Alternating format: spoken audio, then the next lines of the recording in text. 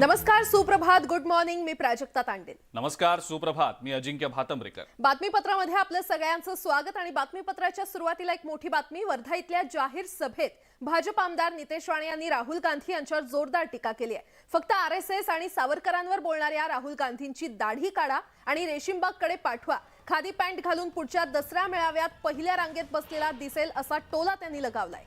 राहुल गांधींकडे आरएसएसवर टीका करण्याशिवाय विकासाचा कोणताही मुद्दा नसल्याचा आरोप नितेश राणे यांनी केलेला आहे.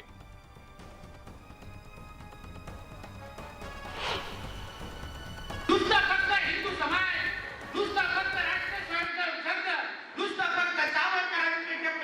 काहीच नाही. मी तर सांगतो त्याची एकदाच दाढी काढा आणि आमच्या रेशीम बागकडे पाठवा. मी तुम्हाला बोलतो पुढच्या दसरा मेळाव्यावर पहिल्या रांगेत बसलेला दिसेल. पहिल्या रांगेत बसलेला दिसेल खादी पॅन्ट घालून. माझी गॅरंटी आहे. आणि यानंतर आपण सुरुवात करूया 100 गाव 100 बातम्यांना. माजी मंत्री बबन घोलप यांची कन्या तनुजा घोलप शिंदे गटात लवकरच प्रवेश करणार आहे. त्यांनी मुख्यमंत्री एकनाथ शिंदे यांची भेट घेतली. माजी समाज कल्याण मंत्री तसंच 5 वेळा आमदार राहिलेले बबन घोलप शिवसेना उद्धव ठाकरे गटाचे ज्येष्ठ नेते आहेत.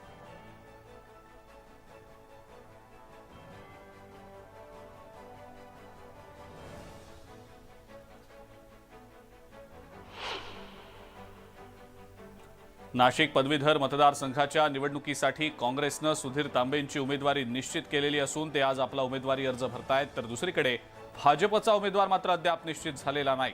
रेसमध्ये राजेंद्र विखे, धनंजय विस्पुते आणि मीनाक्षी पाटलांची नावं आहेत असं विधान परिषदेचे भाजपचे आमदार राम शिंदे यांनी म्हटलं होतं. नाशिकच्या पदवीधर मतदारसंघात भाजपकडून राधाकृष्ण विखे पाटील यांचे बंधू राजेंद्र विखे यांचं नाव आघाडीवर आहे. त्यावरून घराणेशाहीचा आरोप चंद्रशेखर बावनकुळे यांनी फेटाळलेला आहे. एखाद्या आमदाराचा मुलगा जर सक्षम असेल तर त्यानं काम करू नये का, असा सवाल त्यांनी उपस्थित केलाय. भाजपचे प्रदेशाध्यक्ष चंद्रशेखर बावनकुळे यांनी राणा दाम्पत्याला भाजप प्रवेशाची खुली ऑफर दिली आहे. राणा दाम्पत्यानं राष्ट्रीय पक्षात येणं गरजेचं आहे. त्यांचे विचारही हिंदुत्ववादी असल्यानं ते भाजपमध्ये काम करण्यास योग्य असल्याचं बावनकुळे म्हणाले. आम्ही मतांचे भिकारी असून निवडून आल्याशिवाय किंमत नाही. त्यामुळे सध्याच्या राजकारणात जो जीता वही सिकंदर असं वक्तव्य गुलाबराव पाटील यांनी केलंय. अमरावतीमध्ये मनसेला खिंडार पडलाय. मनसेचे महानगर प्रमुख संतोष बद्रेंनी बाळासाहेबांची शिवसेना पक्षामध्ये प्रवेश केलाय. मुख्यमंत्री एकनाथ शिंदे यांच्या उपस्थितीत हा पक्षप्रवेश पार पडला. देवेंद्र फडणवीस हेच आमच्या मनातील मुख्यमंत्री आहेत असं वक्तव्य खासदार नवनीत राणा यांनी अमरावतीमध्ये केलेलं आहे. नवनीत राणांच्या या वक्तव्याने राजकीय वर्तुळात चर्चांना उधाण आलंय. जनगणनेमध्ये फक्त डोकी मोजली जात नाही तर त्यात सामाजिक, आर्थिक आणि सांस्कृतिक बाबींची गणना होत असते आणि म्हणूनच देशस्तरावर ओबीसींची जनगणना म्हणजेच ओबीसींच्या विकासाकरता किती बजेट ठेवायचं त्याची ब्लूप्रिंट असते. तसंच राष्ट्रहितासाठी ओबीसी, व्हीजेएनटी आणि एसबीसीची जनगणना करणं काळाची गरज असल्याचं हरी नरके यांनी म्हटलंय.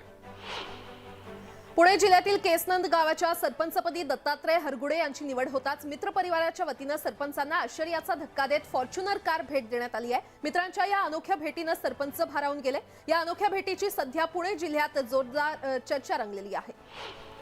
गडचिरोलीच्या गोंडवाना विद्यापीठात राज्यपाल नियुक्त सिनेट सदस्यांच्या यादीत डावलण्यात आल्यानं बाळासाहेबांची शिवसेना पक्षामध्ये नाराजी पाहायला मिळते. राजभवनाच्या वतीनं राज्यपाल नियुक्त सिनेट सदस्यांची 9 नावं पाठवण्यात आली. मात्र ही सगळी नावं भाजपच्या जवळची असल्याचा आक्षेप गट अध्यक्षांनी घेतला आणि तसं पत्र सुद्धा मुख्यमंत्र्यांना पाठवण्यात आलंय. पदवीधर आणि शिक्षक मतदारसंघ निवडणुकीमध्ये आमदार बच्चू कडूंनी सर्व जागेवर उमेदवार देणार असल्याचं जाहीर केलंय. दरम्यान बच्चू कडूंनी ही निवडणूक एकत्र लढवावी अशी विनंती करणार असल्याचं बावनकुळे यांनी म्हटलं. राज्यामध्ये लवकरच 40,000 पदांची भरती होणार आहे. सर्व महानगरपालिका, नगरपरिषद आणि नगरपंचायतींमध्ये भरतीची कार्यवाही तातडीनं सुरू करण्याचे निर्देश मुख्यमंत्र्यांनी दिलेले आहेत. आणि आता एक सविस्तर बातमी. आज मा जिजाऊंचा जन्मोत्सव साजरा होतोय. बुलढाण्यातील सिंदखेड राजा येथील राजे लखुजी जाधव यांच्या राजवाड्यावर हा जन्मोत्सव साजरा होतोय. सकाळी 6 वाजता महापूजा संपन्न झाली आणि मा जिजाऊंना वंदन करण्यासाठी लाखो भाविक सिंदखेड राजा इथं दाखल होत आहेत.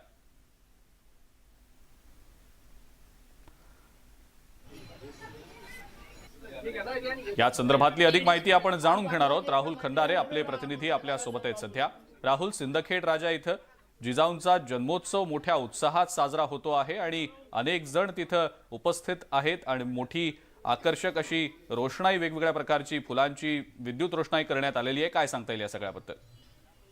बरोबर आहे. बुलढाणा जिल्ह्याच्या सिंदखेड राजा या ठिकाणी राजे लखुजी जाधव यांच्या राजवाड्यावर म्हणजेच जिजाऊंच्या जन्मस्थानी जिजाऊंचा जो जन्मोत्सव आहे तो मोठ्या थाटात या ठिकाणी साजरा होतोय. 425वा हा जन्मोत्सव आहे आणि गेल्या 2 दिवसापासूनच या ठिकाणी शिवभक्त जे आहेत ते सिंदखेड राजा नगरीमध्ये दाखल होण्यासाठी या ठिकाणी आलेले आहेत. या संदर्भात सकाळी जर का आपण पाहिलं तर महापूजा करून या उत्सवाची या ठिकाणी सुरुवात करण्यात आलेली आहे. जन्मोत्सव अतिशय थाटामध्ये या ठिकाणी साजरा होतोय. त्या संदर्भात बोलायला आपल्या सोबत राजे लखुजी जाधव यांचे वंशज आहेत. आपण थेट त्यांच्याकडून जाणून घेऊया. दादा, मला एक सांगा, कसा उत्सव होतोय? दरवर्षीप्रमाणे यावर्षी सुद्धा सर्व जिजाऊ भक्तांना आमच्या हार्दिक शुभेच्छा.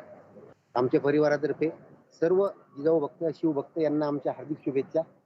आणि हा उत्सव म्हणजे जवळपास 30-40 वर्षापासून जास्त प्रमाणात होऊ लागला आणि आज हा कोरोना काळातून निघाल्यानंतर हा पहिलाच असा खूप मोठ्या प्रमाणावर उत्सव साजरा होऊन राहिला.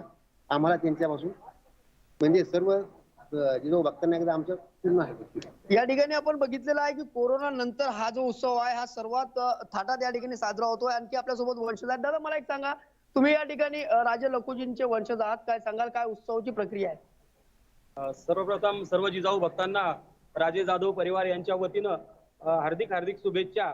हा जो जन्मोत्सव आहे हा 12 जानेवारी राष्ट्रमाता जिजाऊ, स्वराज्य प्रेरिका राष्ट्रमाता जिजाऊ यांचा जन्मोत्सव संपूर्ण भारतभर मोठ्या उत्साहाने साजरा होत आहे. तशाच प्रकारे सिंदखेड राजामध्ये देखील लाखो भाविकांच्या उपस्थितीमध्ये हा उत्सव या ठिकाणी साजरा होत आहे.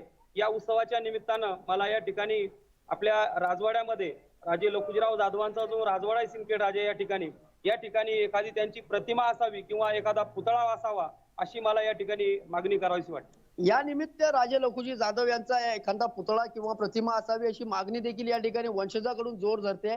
आणखी आपल्यासोबत वंशज आहेत. ताई, मला एक सांगा, तुम्ही की या ठिकाणी वंशज आहात, काय नियोजन केलंय? फक्त शुभेच्छा देते. या ठिकाणी आपण बघितलेलं आहे की शुभेच्छा दिलेल्या आहेत. वंशज देखील मोठ्या प्रमाणात या ठिकाणी उत्सव साजरा करतायत. ताई, मला एक सांगा, कुठनं आलाय, काय कसा उत्सव करताय? अतिशय सुंदर प्रकारे या ठिकाणी उत्सव साजरा केला जातो. सर्व भाविक भक्त या ठिकाणी सकाळी लवकर येऊन सिंदखेड राजा इथं जय जिजाऊंचा जयघोष सध्या केला जातोय. राहुल, धन्यवाद, आपण ही जी माहिती दिली त्याबद्दल. आणि आता पुन्हा एकदा बातम्या पाहूयात वेगवान स्वरूपात. औरंगाबादमधल्या पेपरफुटी प्रकरणाच्या बातमीची राज्य सरकारनं दखल घेतलेली आहे. न्यूज 18 लोकमतच्या बातमीची दखल घेत पेपरफुटीची चौकशी करण्याचे आदेश राज्य सरकारनं दिले. तर डी फार्मचा पेपर फुटल्याचं सरकारनं मान्य करत एक प्रकारे न्यूज 18 लोकमतच्या बातमीवर शिक्कामोर्तब केलाय. मुंबई ट्रान्स हार्बर लिंकचं बांधकाम 90% पूर्ण झालेलं आहे. या प्रकल्पातील महत्त्वाचा टप्पा ठरणारा ऑर्थोटॉपिक स्टील डेक OSD जपान तंत्रज्ञानाच्या मदतीनं उभारण्यात आलेला आहे. या कामाची मुख्यमंत्री शिंदेंनी पाहणी केली आहे. हा प्रकल्प यावर्षी नोव्हेंबरपर्यंत पूर्ण होणार आहे.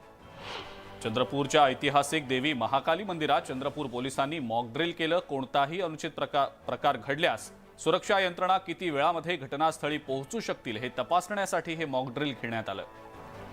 वाशिम रेल्वे स्थानकातही मॉकड्रिल करण्यात आलं. स्टेशन परिसरात दहशतवादी घुसले होते. पोलिसांनी घटनास्थळी येऊन त्यांना पकडलं. ही दृश्य बघून काही वेळासाठी प्रवासी घाबरले होते. नंतर हे मॉकड्रिल असल्याचं कळताच प्रवाशांनी सुटकेचा निश्वास सोडला. शहापूरमधल्या डोळखांब वनपरीक्षेच्या हद्दीमध्ये वाघ नख विक्रीसाठी येणार असल्याची माहिती शहापूर वन विभागाला मिळाली आणि त्यानुसार सापळा रचत वाघ नख विक्रीसाठी आलेल्या 3 जणांना पोलिसांनी ताब्यात घेतलं. त्यांच्याकडून 6 नख हस्तगत करण्यात आली. चोपडातील तापी शेतकरी सहकारी सूतगिरणीची निवडणूक नुकतीच पार पडलेली आहे. या निवडणुकीमध्ये महाविकास आघाडीचं सहकार पॅनलच्या सर्वच जागा बहुमतानं निवडून आल्यात. चेअरमनपदी माजी आमदार कैलास पाटील यांची बिनविरोध निवड झाली आहे. सावंतवाडीतील कलंबिस्त हायस्कूल मुख्याध्यापक अभिजित जाधवांना शाळेत शिरून शिवीगाळ आणि मारहाण केल्याप्रकरणी सावंतवाडी पोलिसांनी 8 जणांविरोधात गुन्हा दाखल केलाय. तर 7 जणांना अटक केली आहे. 1 आरोपी फरार आहे. बुलढाण्यात जिजाऊंच्या जन्मदिनाच्या पूर्वसंध्येला मशाल यात्रा काढण्यात आली. जिजाऊंच्या राजवाड्यातून महिलांनी हातात मशाल घेत रॅली काढली आणि यावेळी जिजाऊंच्या जयघोषात सिंदखेड राजा नगरी दुमदुमली होती. पिंपरी चिंचवड शहर पोलिसांनी वेगवेगळ्या गुन्ह्यांमध्ये जप्त केलेल्या जवळपास 1,46 लाखांचा मुद्देमाल फिर्यादींना वितरित केलाय। पोलीस आयुक्त विनयकुमार चौबे यांच्या हस्ते हा मुद्देमाल वितरित करण्यात आला। कल्याण डोंबिवली महापालिका हद्दीतील अंतर्गत रस्त्यांची चाळण झालेली आहे। पावसाळा संपल्यानंतर प्रशासनाकडून खड्डे बुजवले जातील असं नागरिकांना वाटत होतं, मात्र तरी देखील खड्डे बुजवलेले नाहीत आणि त्यामुळे खड्ड्यांसाठी मिळालेल्या 15 कोटींचं काय केलं असा सवाल उपस्थित केला जातोय। मुंबई सेंट्रलहून सुरू करण्यात आलेल्या खानदेश एक्सप्रेसचे धुळ्यातल्या दौंडाई रेल्वे स्थानकावर उत्साहात स्वागत झालं। खासदार सुभाष भामरे, जयकुमार रावल यावेळेला उपस्थित होते। नायलॉन मांजा विक्रीविरोधात येवला पोलिसांनी कारवाई सुरू केलेली आहे। येवल्यामध्ये एका गोडाऊनवर छापा टाकून पोलिसांनी मोठ्या प्रमाणात नायलॉन मांजा जप्त केलाय। या प्रकरणी एकाला अटक केली आहे। नायलॉन मांजाच्या विरोधात चंद्रपुरात पोलिसांनी धडक कारवाई केलेली आहे। स्थानिक गुन्हे शाखेच्या वतीनं केलेल्या या कारवाईमध्ये 1,10,000चा मुद्देमाल जप्त करण्यात आलाय, तर नायलॉन मांजा विक्री करणाऱ्या दोघांना अटक करण्यात आलेली आहे। गोंदियाच्या सडक अर्जुनीतील सौंदडमधील ग्रामपंचायतीमध्ये 5 वर्षात 5 उपसरपंच नेमू अशी घोषणा नवनिर्वाचित सरपंच हर्ष मोदींनी केलेली आहे। त्यामुळे गावातील मतभेद दूर होतील आणि गावाचा विकास होईल असंही सरपंचांनी म्हटलंय। धुळ्यातल्या हरणमाळ गाव मोराणे ग्रुप ग्रामपंचायतीचा एक भाग होतं, मात्र 2018 या वर्षी मोराणे ग्रामपंचायत धुळे पालिकेत समाविष्ट झाली। त्यामुळे हरणमाळ गावाला आता ग्रामपंचायतच नाही। त्यामुळे 450 नागरी वस्तीच्या या गावातल्या नागरिकांना विविध कागदपत्रांसाठी शासकीय कार्यालयात हेलपाटे मारावे लागतात। वाहतुकीची शिस्त मोडून वाहनं चालवणाऱ्यांमध्ये परभणीकर अव्वल ठरलेले आहेत। गेल्या वर्षात जिल्ह्यात 48,713 वाहन चालकांवर दंडात्मक कारवाई करण्यात आली असून त्यांच्याकडून 3,61 लाखांचा महसूल वाहतूक शाखेला मिळालेला आहे। नागपूर जिल्हा न्यायालयाच्या परिसरामध्ये पोलीस निरीक्षकानं वकिलाला धक्काबुक्की केल्याच्या आरोपावरून पोलीस आणि वकील समोरासमोर आलेत। पोलीस निरीक्षकावर गुन्हा दाखल करण्याची मागणी करत वकील आक्रमक झालेत। बुलढाण्याच्या टेंभुर्णा गावात अनेक गरजूंना घरकुलाचा लाभ मिळालेला नाहीये आणि त्याविरोधात शेकडो महिलांनी धरणे आंदोलन केलं। शहरी भागाप्रमाणेच ग्रामीण भागातही सरकारनं घरकुलासाठी 2.5 लाखांचं अनुदान द्यावं आणि गरजूंना तात्काळ घरकुल मंजूर करावं अशी मागणी यावेळी करण्यात आली। चंद्रपूरच्या सिंदेवाही तालुक्यातल्या शिवणी विभागात दिसलेल्या वाघिणीला वन विभागानं जेरबंद केलंय। वन विभागानं डार्ट मारत या वाघिणीला जेरबंद केलंय। वाघिणीनं 19 वर्षीय युवकावर हल्ला करत त्याला ठार केलं होतं। सोलापुरात सिद्धरामेश्वर यात्रेनिमित्त कृषी उत्पन्न बाजार समिती 3 दिवस बंद राहणार आहे। सोलापुरात कांद्याची आवक मोठ्या प्रमाणात होत असते, मात्र या निर्णयामुळे शेतकऱ्यांचं नुकसान होणार आहे। नांदेडमध्ये कडाक्याच्या थंडीनं बरवडा परिसरामध्ये गावरान मिरचीला मोठा फटका बसलाय। थंडीमुळे मिरची पिकाची वाढ खुंटल्यानं मिरची उत्पादक शेतकरी आता चिंतेत सापडलेत, तर कडाक्याच्या थंडीचा इतर पिकांना सुद्धा मोठा फटका बसतोय। पुणे जिल्ह्याच्या ग्रामीण भागात गव्हाचं पीक बहरलं असून वातावरणातील बदलामुळे यावर्षी उत्पादन कमी होणार असल्याचं चित्र सध्या पाहायला मिळतंय। गव्हाच्या पिकाला जास्त थंडीची गरज असते, मात्र ढगाळ वातावरणामुळे थंडी कमी असल्यानं गव्हाला या वातावरणाचा मोठा फटका बसताना दिसतोय। केंद्र सरकारनं 7 प्रकारच्या शेतमालाच्या वायदे बाजारावर बंदी घातली आहे। या बंदीमुळे शेतकऱ्यांचं मोठं नुकसान होणार असल्यानं ही बंदी उठवावी अशी मागणी नांदेडमधल्या विविध संघटनांनी केलेली आहे। 23 जानेवारीपर्यंत बंदी उठवली नाही तर मुंबईत जाऊन आंदोलन करण्याचा इशारा शेतकऱ्यांनी दिला आहे। पुण्यातील इंदापूरमधील लासुर्णे जवळील गावातील रस्त्यांची दुरवस्था झाली आहे, त्यामुळे हा रस्ता तातडीनं दुरुस्ती करावा अशी मागणी। या मागणीसाठी ग्रामस्थांनी इंदापूर बारामती राज्य महामार्ग तासभर रोखून धरत आंदोलन केलं। आंदोलनामुळे मार्गावरील वाहतूक काही काळ ठप्प झाली होती। संमेद शिखरजीला दिलेला पर्यटन क्षेत्राच्या दर्जाच्या निर्णयाला स्थगिती न देता तो कायमस्वरूपी काढून टाकावा या मागणीसाठी वाशिमच्या कारंजा इथं सकल जैन धर्मीयांच्या वतीनं मूक मोर्चा काढण्यात आलेला होता। आपल्या मागणीचं निवेदन तहसीलदारांना दिल्यानंतर या मूक मोर्चाची सांगता करण्यात आली। कास धरणासाठी साताऱ्यातील अनेक शेतकऱ्यांच्या जमिनी गेलेल्या आहेत। या शेतकऱ्यांना जमिनीच्या बदल्यात जमीन मिळावी, तसंच सातारा नगरपालिकेत नोकऱ्या मिळाव्यात या मागणीसाठी गेल्या 3 दिवसांपासून आंदोलन सुरू आहे। मुख्यमंत्री शिंदेंनी या मागण्यांकडे लक्ष द्यावं, अन्यथा 26 जानेवारीला जलसमाधी घेण्याचा इशारा देण्यात आलाय। भिवंडीमध्ये अनधिकृत ग्राउंड+4 मजली इमारतीवर महानगरपालिकेनं तोडक कारवाई केली आहे। पालिकेचे सहाय्यक आयुक्त सुदाम जाधव यांनी मोठ्या पोलीस बंदोबस्तात अतिक्रमण विरोधी पथकाच्या सहाय्यानं ही कारवाई केली आहे। मुंबई ठाणे नवी मुंबईतून रिक्षा चोरी करणाऱ्या 4 जणांच्या टोळीला अटक करण्यात आलेली आहे। या आरोपींकडून एकूण 7 लाखांचा मुद्देमाल असलेल्या 10 रिक्षा जप्त करण्यात आल्या। प्रख्यात कंपन्यांच्या बॅगांची नक्कल करत बनवलेल्या बॅग्सचा लाखो रुपयांचा साठा उल्हासनगरमधनं जप्त करण्यात आलेला आहे। कंपन्यांची कोणतीही अधिकृत परवानगी न घेता इथं स्टिकर चिकटवून या बॅगा तयार केल्या जात होत्या। चित्रपट निर्माते संतोष गुप्ता यांच्या घरी झालेल्या चोरीचा मुंबई पोलिसांनी अवघ्या 48 तासात छडा लावलेला आहे। रिव्हॉल्व्हरच्या धाकानं 40 लाखांची लूट करणाऱ्या 3 आरोपींना अटक करण्यात आली आहे। नांदेडमध्ये काँग्रेसच्या महिला कार्यकर्त्यावर झालेल्या गोळीबार प्रकरणाला वेगळंच वळण लागलेलं आहे. सविता गायकवाड यांनी स्वतःच हा कट रचल्याचं पोलीस तपासात निष्पन्न झालंय. या प्रकरणी गुन्हे शाखेनं दोघांना अटक करून हा सगळा बनाव उघड केलाय. राज्यात तब्बल 8,000 बोगस लॅब्स कार्यरत आहेत. सांगलीतील जतमधील माडग्याळ या गावी एका पॅथॉलॉजी लॅबवर कारवाई करण्यात आलेली आहे. DMLTची डिग्री असणारी व्यक्ती रुग्णाच्या रक्ताचे आणि लघवीचे सॅम्पल गोळा करून स्वतःच्या सहीनं रिपोर्ट बनवत असल्याचं उघड झालंय. त्यानंतर ही लॅब सील करण्यात आली आहे.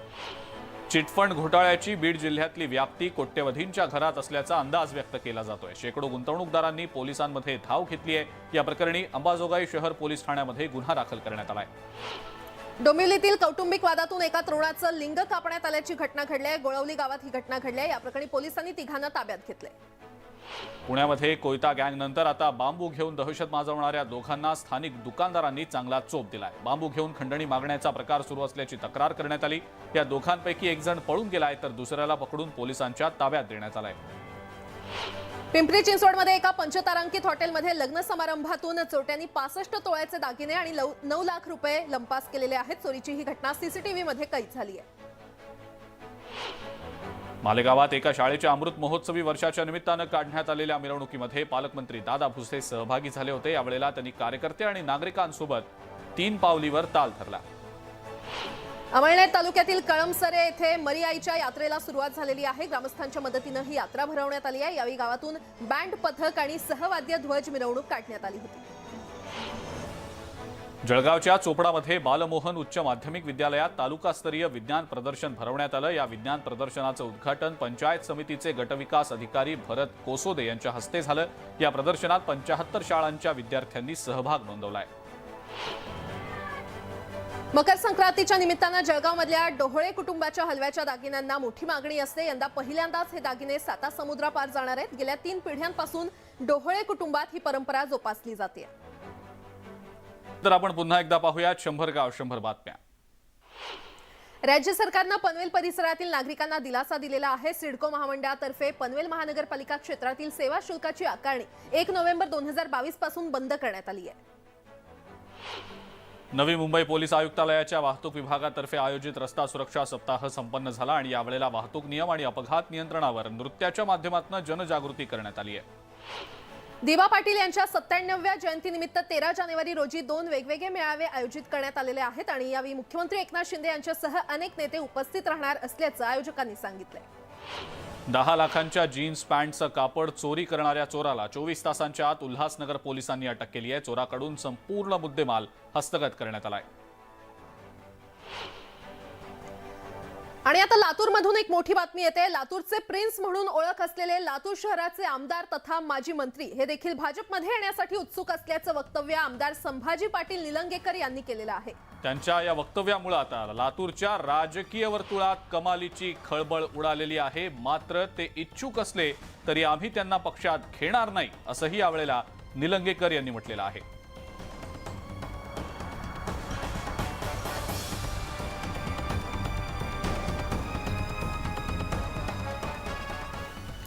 बातमी गडचिरोलीमधून. गडचिरोली जिल्ह्यामध्ये नरभक्षक वाघिणीला जेरबंद करण्यासाठी 100 जणांचं पथक जंगलात फिरत असताना दुसरीकडे जिल्ह्यातल्या मुख्य रस्त्यावर प्रवाशांना वाघाचं दर्शन झालंय.